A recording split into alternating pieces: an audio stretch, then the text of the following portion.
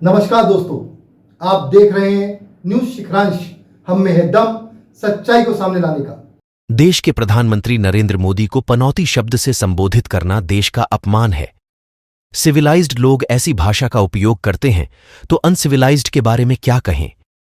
इंदिरा गांधी के जन्मदिन पर भी एक मैच हुआ था, जो हार गए थे उसे क्या कहा जाए। नरेंद्र मोदी ने देश का गौरव बढ़ाया है, यह विचार बालाघाट सिवनी के सांसद ढाल सिंह बिसेन ने रखें। ये पनौती हार के बारे में नहीं कहा जा सकता।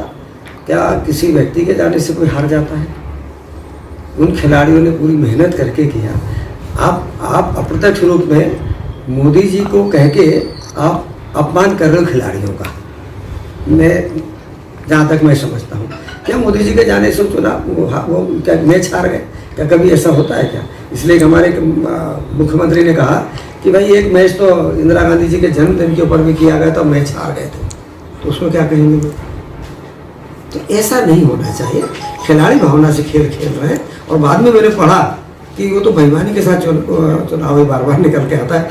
मैच हारा गया और शायद दोबारा 2020 का मैच फिर कराया जाने वाला है, क्योंकि प्रमाण ऐसे पाए गए। मैंने पढ़ा है ऐसा, शायद आप लोग तो पत्रकार, आपको ज़्यादा जानकारी होगी कि वो मैच गलत तरीके से किया गया। मैं आरोप नहीं कह रहा हूँ, मैंने जो पढ़ा देखा कि इसलिए 2020 का एक मैच पुनः कराया जाएगा, इस तरह की बातचीत निकल के आई है उसमें। तो पनौती देखिए, एक देश के प्रधानमंत्री किसी का हौसला अफजाई करने के लिए जा रहा है। विश्व का इतना बड़ा कप हो रहा है और उसमें यदि जाके हौसला बढ़ाने के लिए कोई जाता है तो उसको इस तरह के शब्दों का उपयोग करना, मैं कम से कम अपनी मर्यादा को राहुल गांधी को नहीं भूलना चाहिए।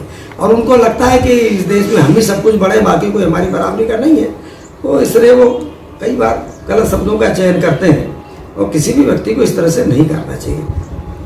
पनौती वाले बयान के बाद में चुनाव आयोग, पनौती शब्द है क्या? वो चुनाव आयोग पहली बार सुना इसको मैंने भी कि वो क्या नहीं, ये तो आम बोलचाल मैंने पनौती को, अच्छा आप ही मुझे बताओ, इस पनौती को मतलब क्या अपन मानते हैं? उससे काम नहीं होना, मतलब उसकी उपस्थिति में काम ये अनलकी पर्सन, अंग्रेजी में कही अपशकुन है, ये कह सकते हैं ना।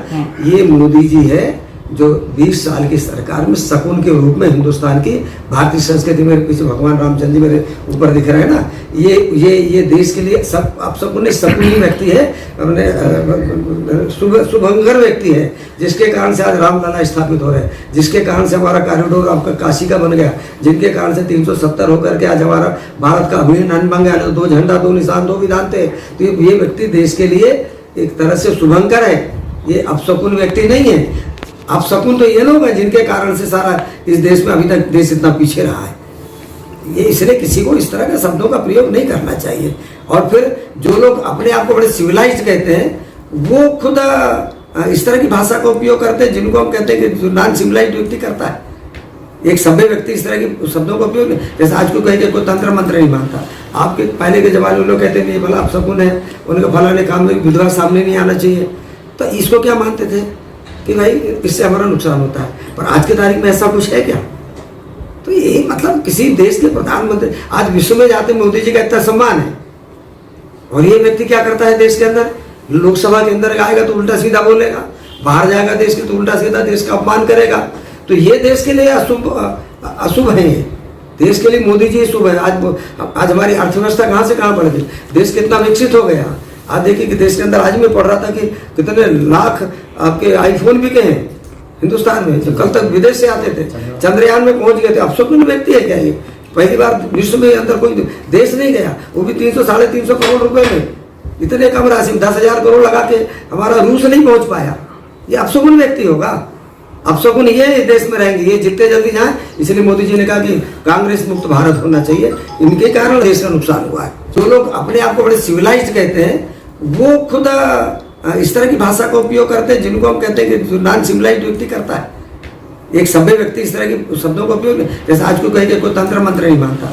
आपके पहले के जमाने में लोग कहते हैं भला आप शकुन है, उनके फलाने काम में विधवा सामने नहीं आना चाहिए, तो इसको क्या मानते थे कि भाई इससे हमारा नुकसान होता है। पर आज की तारीख में ऐसा कुछ है क्या?